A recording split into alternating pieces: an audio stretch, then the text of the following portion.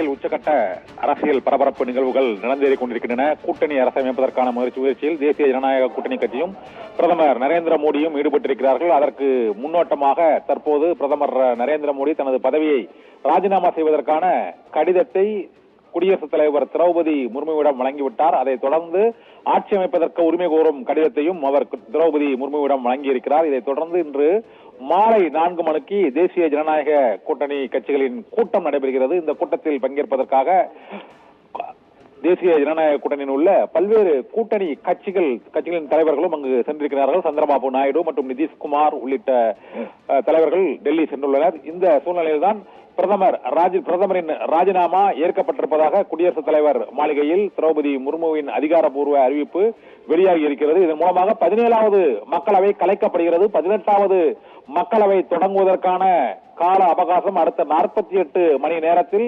நடைபெறும் என எதிர்பார்க்கப்படுகிறது. 8ஆம் தேதி பிரதமர் நரேந்திர மோடி குடியரசுத் தலைவர் மாளிகையில் அடுத்த பிரதமராக பதவியேற்க இருக்கிறார். அதற்கு முன்னதாக அவருக்கு ஆதரவு தெரிவிக்கும் தேசிய ஜனநாயக கூட்டணி கட்சிகளின் எம்பிக்களின் ஆதரவு கடிதத்தையும் அவர் அதற்கு முன் வழங்க இருக்கிறார்.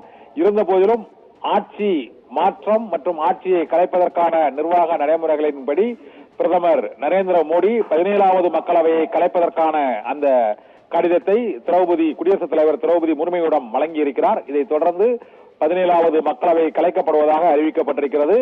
அடுத்த பிரதமராக பதவியேற்கும் வரை 3 நாட்கள் காபந்து பிரதமராக பிரதமர் நரேந்திர மோடி பொறுப்பு வகிப்பார் என்றும் குடியரசு தலைவர் மாளிகை தெரிவிக்கிறது.